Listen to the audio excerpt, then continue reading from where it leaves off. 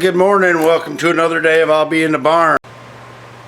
I keep saying changing the intake, but I'm not doing that right now. I'm just taking this intake and fuel rail off right now because when we put the engine in, we need to get behind where the intake is to put in a couple of bolts in the transmission, and it's a lot easier without the intake on it than it is with it on. So I'm going to take it off so that when we get the engine put in, we can put the other intake on it with the new gaskets.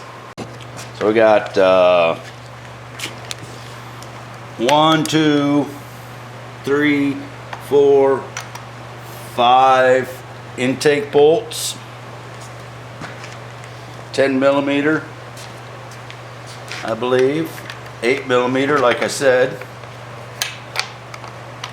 and 8 millimeter on the fuel rail, and 1, 2, 3, 4, 5 on the passenger side of the intake. If I want to take off the coil packs, I have 10 millimeters up here on top to take those off. But I think I'm going to go with the fuel rail, and the intake is all I'm going to take off. Pretty easy job. First thing we'll do is take off the fuel rail. Makes it easier to get to all the bolts on the intake.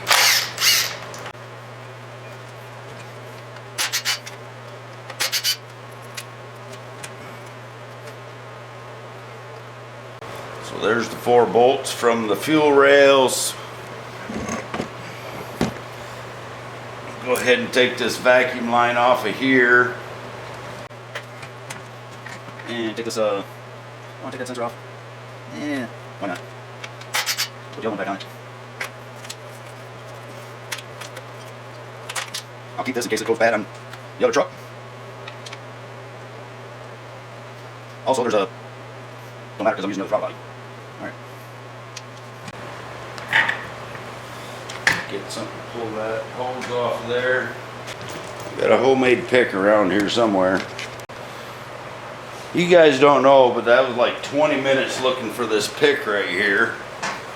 Through the magic of video, you didn't see me, but my wife put it where it's supposed to be. That's why I couldn't find it. She's very good at that. So I'll just slide this underneath the hose right here, loosen it up.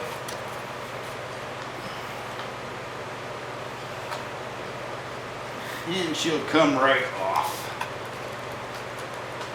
Perfect.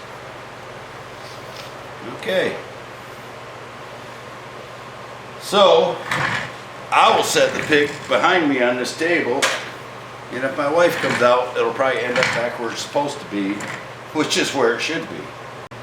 That used to be a screwdriver, so I turned it into a pick because it's pretty much a junk screwdriver. And I always bend my pick tools, and that one's pretty strong. Fuel rail is loose. Fuel rail should come off. I'm thinking I don't have to pull the clips to get, there we go. Fuel rail. I'm going to keep those injectors in case for some reason injectors go bad. Get these bolts off the intake side, or the driver's side of the intake. Excuse me, that's the passenger side of the intake. And I'm on the driver's side. And I believe that's it.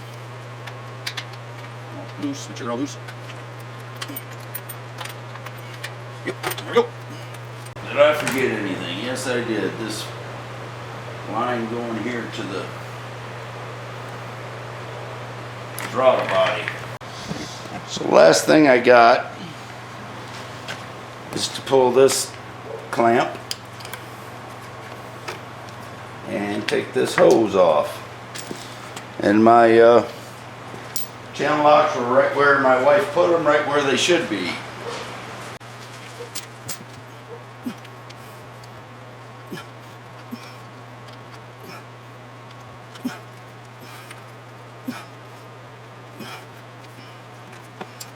There we go. And there's the intake, and there's still something hooked. I can feel it. I don't know what it is. Don't see it. Ah. Makes sense. Got a little clip on that plug right there. And I thought that hose was disconnected, and it is. There we go. So there's some good parts still on this intake. I'll keep it. I will definitely put some rags in these holes and blow this off, clean it up, and it'll be ready to be installed. Okay, I got one more thing to do. You can see I shoved a glove in all the holes of the intake there, so I can blow that off, clean it up a little bit, and I need to clean that all off for put the new intake manifold on. Anyhow, if anybody knows where I can get any of these man-size 2XL gloves for cheap, right there. Where is it? Yeah.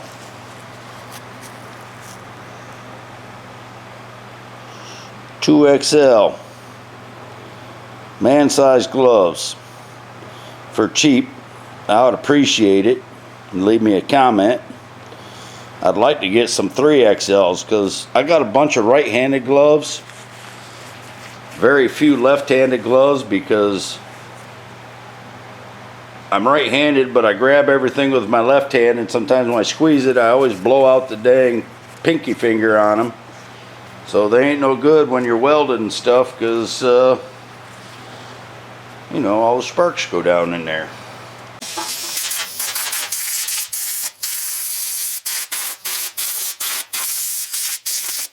Oops.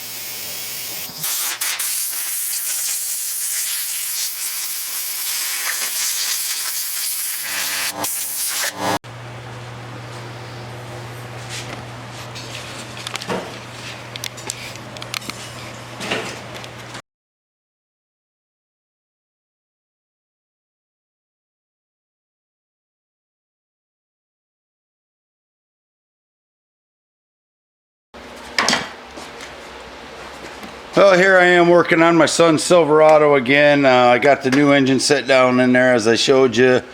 I got to take some of these hoses off that we had already taken off the other engine. I take them out of the way so that I can get the air conditioning back up here and get the motor set in. My buddy Kevin may be over this afternoon. I don't know. He's working on his motorhome, but I need to get this finished. And I know a lot of people out there saying anybody can change a motor by themselves. Well, you're right, you can, but it's a lot funner and a lot easier when you got somebody helping you. Alright, so that's what I'm going to do. Like I said before, my tripod ain't big enough to hold this bad boy up in the air, so I'm going to go ahead and get these heater hoses off the water pump right there. Pop those off. And hopefully I can get this air conditioner back out of the way so I can move this engine around here and get it into the transmission. Okay, we got the transmission all bolted up. Now we're going to pick it up a little bit so we can get this air conditioning pump back on here. We know we can do it without with the transmission hooked up because that's how we took it out. So we got that picked up. We're going to put it down in there and bolt it up. We got the air conditioner on, and way down there we got the motor mount bolts in. Now I'm going to climb underneath and put the torque converter bolts in while Kevin turns the crank. Alright, getting ready to put the intake out. I'm going to clean it up a little bit. Get the new gaskets out and put on there. I use a little bit of brake cleaner. I don't have very much, so I hope I got enough.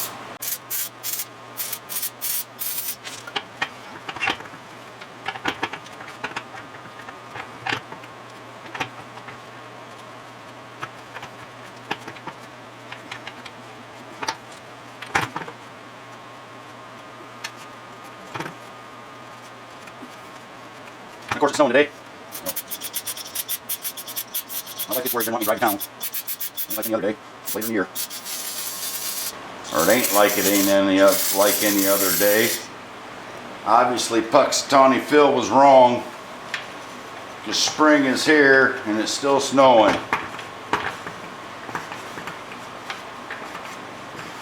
I heard Woody Woodchuck said it was going to be extended, so maybe Woody's right.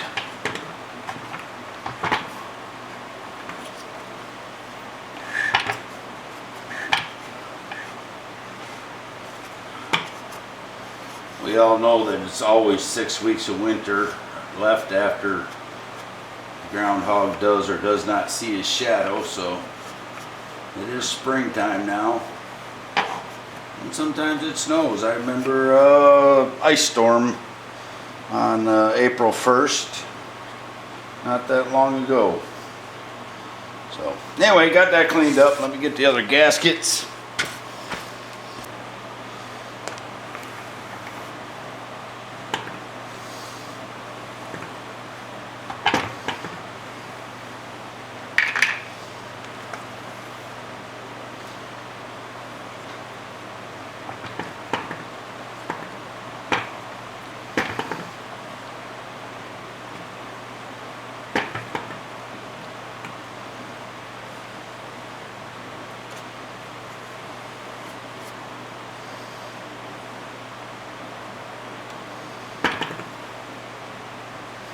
I've used this stuff on boiler gaskets, O-rings, all kinds of things. I don't know if it helps, but they don't leak, so it must help some way.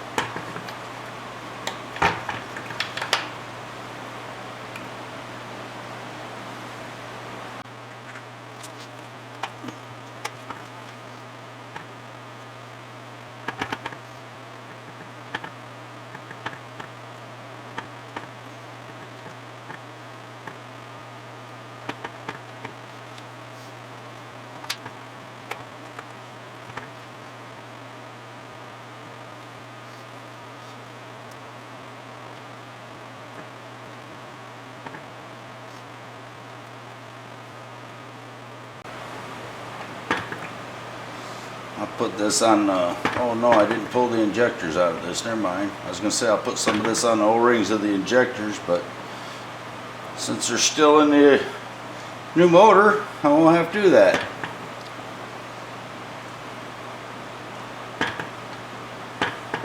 Just give it a thin coating. It's a molly coat, is what it's called.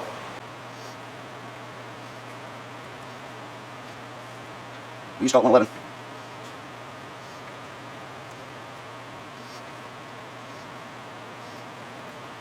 All right.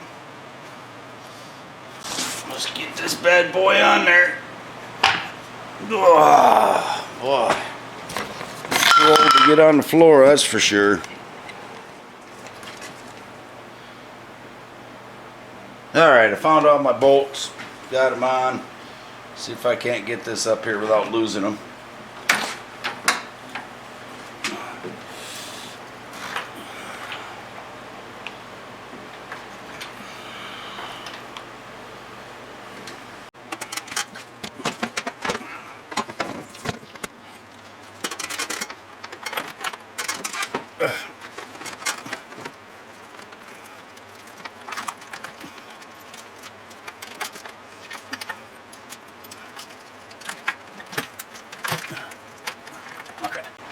I gotta put a ground strap on before I put this stupid thing on here. I almost forgot about it.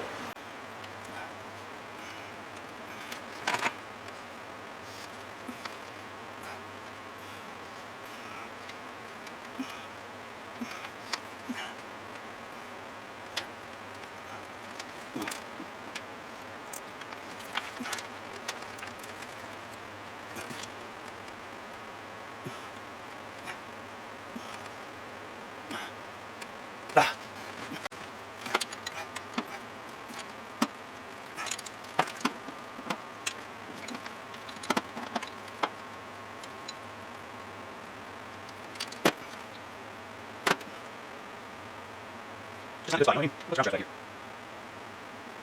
Yeah, here's the thing that everybody can't fix your crap.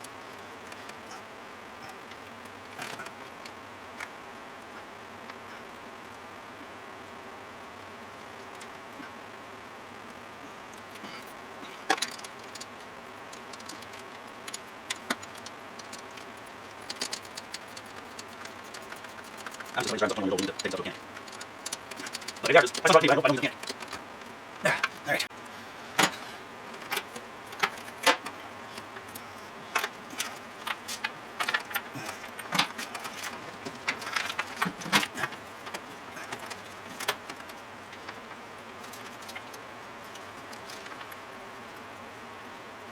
Sure, the torque specs on these aren't too high, but I am going to torque it to specs. I'll have to look them up, but otherwise I just freaking drive them down there and call it good. But since it's plastic, I better get it kind of close.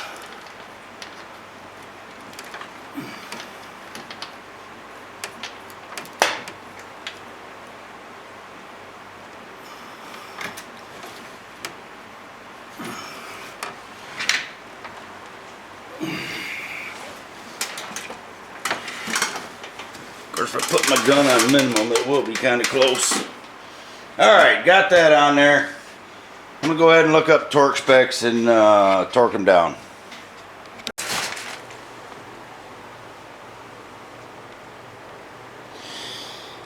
Okay, right there's the order for the torque. Right there it says 44 inch-pounds on the first pass, 89 inch-pounds on the second time around. This is for this is I think a first gen LS, the 5.3 liter. So that's what we got right there. Let me turn it sideways. Now it's really small. Turn it back. There you go. And of course the arrow is pointing toward the front of the engine. So you start at number 1 on the passenger, number 2's on the driver, and so on and so forth. Again, 44 inch-pounds on the first pass, 89 inch-pounds on the second. Get my little inch-pound torque gun, or yeah, my little inch-pound torque wrench, and we'll torque them down.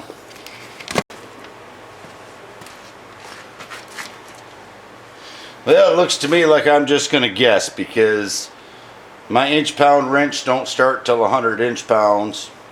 And of course my foot-pound one don't start till 20. So it's only like 3.5 foot-pounds, a little bit more. So I'm just going to kind of snug them down.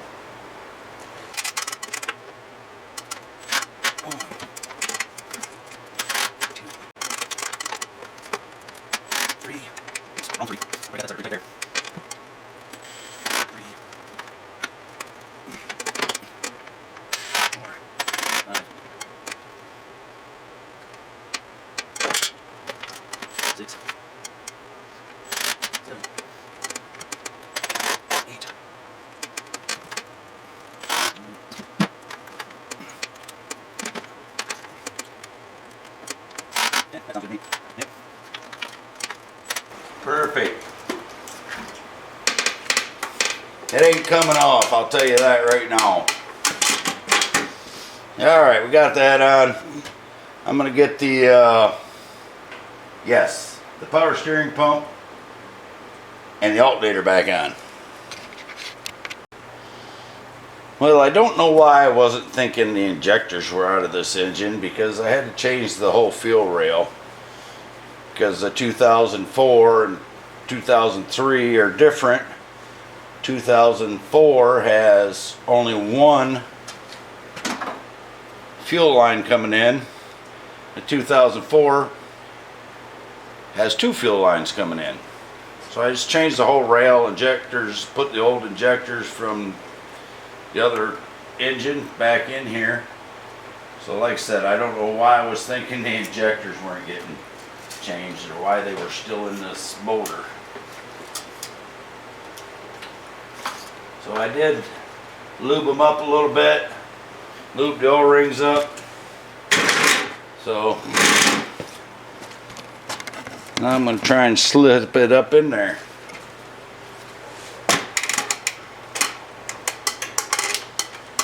Gotta switch you guys to the other side, because otherwise my butt will be right in your way, and that's not a pretty sight. I just need to set down there and just push the injectors down the holes, and then I got to get the bolts and bolt down the fuel rail.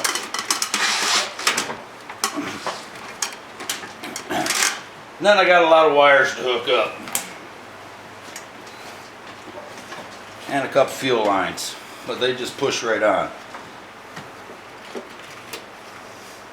That may be backwards. It is backwards. So while I was putting the clips on, I accidentally spun that around. Now it is correct. I'm like, man, them don't seem like they're gonna go the right direction to go in the hole. And they won't be able to bolt down. But going in the right direction they will. Should have brought a light up here with me so I can see what the heck I'm doing.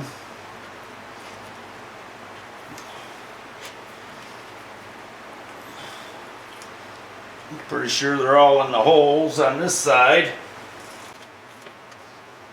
Hope I didn't forget anything before I put this in here.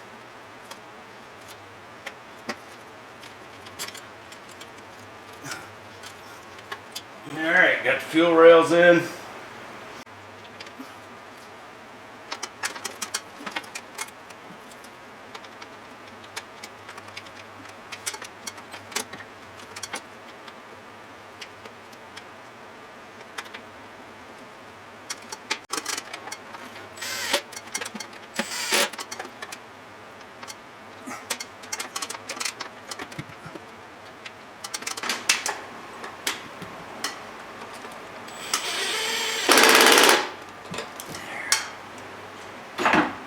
Okay, next thing we have is connect these fuel lines over here. I don't know if you can see them way in the back there. Right there. One goes on top, one goes on bottom. I'm going to say this one goes on the top because it's bigger and they fit. So there we go. Alright, now I got a bunch of wires to hook up. Now I got to connect the coil packs and the injector wires and all them wires up on top, vacuum hoses. I'll get all that done so I can crawl up inside the motor still, and then I'll put on the steering gear and the alternator. Okay, we got all the grounds hooked up, all the wires hooked up, injectors in, throttle body hooked up, purge valve, evap valves hooked up. I had to fix it. My wife's looking to see if I missed anything else, because I did miss a ground over here on the passenger side, and we ended up, that was okay because I had to move the ground that I put there anyway for the engine. And now we're for real gonna put in the alternator and the power steering pump. So I got one wire right there that's gonna go on the top of the alternator. I got one over here, goes on the map sensor or mass airflow, I don't know what you call it. And then all these wires down here that go to the battery and the alternator and all that good stuff. And we just need to throw some oil in it. After I hook up the heater hoses, put some oil in it, put some antifreeze in it, put the radiator in it. Should fire up. Okay, we got the alternator and the power steering pump back in and hooked up, all the wires hooked up, and now we're going to put the radiator back in. Okay, I just finished putting the serpentine belt on, the AC belt I had to go pick up today. Finished filling it with oil, put the fan shroud back on, put the intake back on, the air intake. Plugged in the last plug-in that needed to be plugged in over here on the map sensor, or MAF sensor, whatever the heck this one is. Been putting some antifreeze in it. It's been bubbling down. I'm gonna put a little more in it. Gonna throw the battery in it. Gonna start it. It's gonna run like a champ. And then I'm going to check for oil leaks, check for radiator leaks, and yeah, radiator leaks. Check for coolant leaks, and then I will finish. I'll warm it up, get the fan going on high, and get the dang coolant filled up. And then Monday, when my buddy's off work, he can help me put the hood back on, and my son is off work on Monday also. So it's up there on top of the roof. He can come over here and pick it up. Or he can come over here and help me put the hood back on and then take it home. Whichever. So let's get this battery put in and start her up. Here's the moment of truth. Let's find out if she's gonna fire like she's supposed to fire.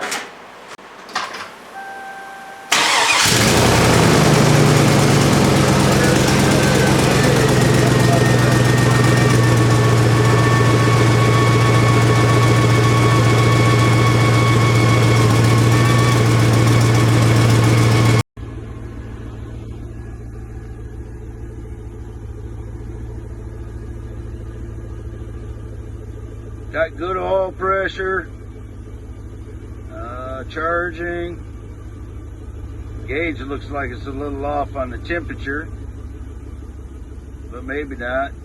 Maybe it's warming up because it ain't got enough fluid in it yet. I don't know.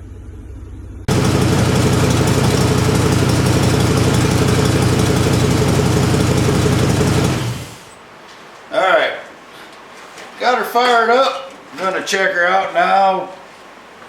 There's no leaks that I can see. Going to let it set a minute, check the oil. Then I'm going to have to clear me a path so I can drive it out of here, because I don't want to sit in the pole barn with the truck running and choke myself to death. Then I wouldn't be able to do any more videos. I'm going to do that and get the coolant system filled up, and hopefully I can get back on the old Bronkenstein.